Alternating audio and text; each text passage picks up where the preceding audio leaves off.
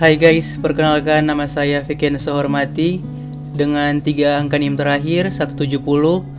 Pada saat ini saya akan mempresentasikan materi mengenai menganalisis budaya organisasi.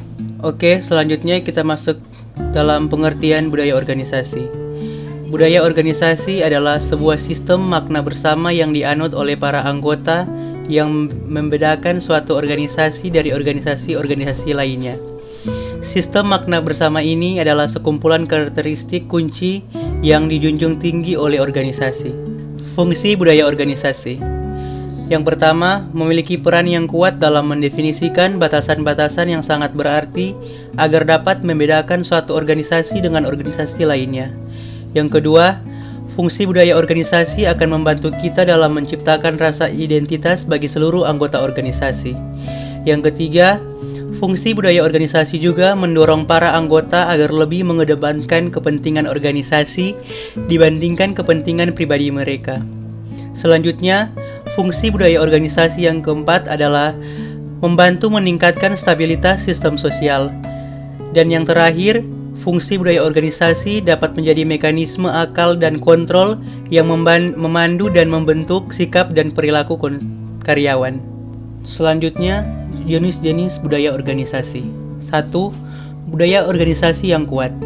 Ini merupakan jenis budaya organisasi yang kokoh dan kuat, di mana jenis budaya organisasi ini mengacu pada situasi di mana karyawan dapat menyesuaikan diri dengan baik, menghormati kebijakan organisasi, dan mematuhi semua pedoman organisasi yang berlaku. Dalam budaya organisasi yang kuat seperti ini, setiap orang yang terlibat merasa sangat menikmati pekerjaan mereka dan menjadikan setiap tugas kerja sebagai pembelajaran baru, serta mereka mencoba untuk mendapatkan banyak pelajaran dan pengalaman sebanyak yang mereka bisa. Dengan kata lain, setiap anggota organisasi benar-benar menerima peran dan tanggung jawab mereka dengan sukarela. Yang kedua, budaya organisasi yang lemah. Dalam budaya organisasi yang lemah, setiap anggota organisasi menerima peran dan tanggung jawab mereka hanya karena rasa takut pada atasan atau pemimpin mereka di dalam sebuah organisasi. Mereka takut terhadap segala kebijakan organisasi yang ada, sehingga apapun yang mereka lakukan semata-mata karena ada paksaan. Yang menyedihkannya, orang-orang yang terlibat di dalam organisasi ini hanya menjadikan organisasi sebagai platform utama untuk mencari penghasilan. Namun, sejatinya mereka tidak pernah merasa terikat dengan organisasi tersebut. Selanjutnya, ada 10 karakteristik budaya organisasi. Yang pertama, setiap anggota memiliki otonomi dalam organisasi. Yang kedua, struktur yang jelas. Yang ketiga, ada rasa identitas bersama. Yang keempat, adanya dukungan dari manajemen.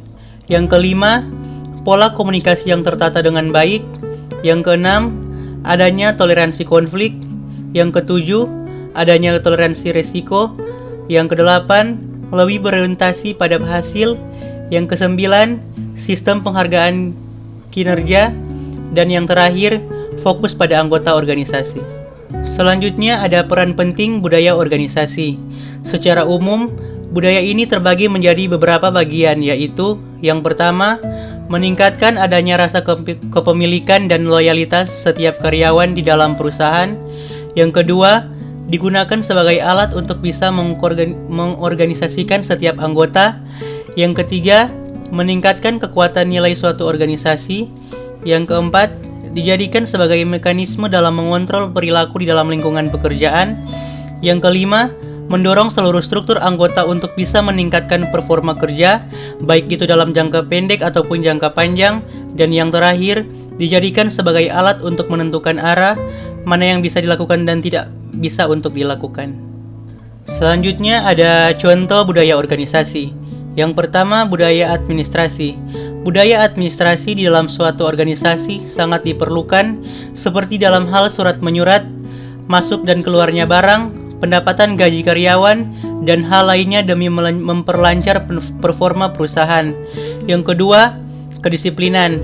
Budaya organisasi juga bisa berupa kedisiplinan, seperti dalam hal ketepatan dalam menyelesaikan pesanan pembeli, budaya ramah kepada para pembeli, tidak telat datang ke kantor, dan lain-lain.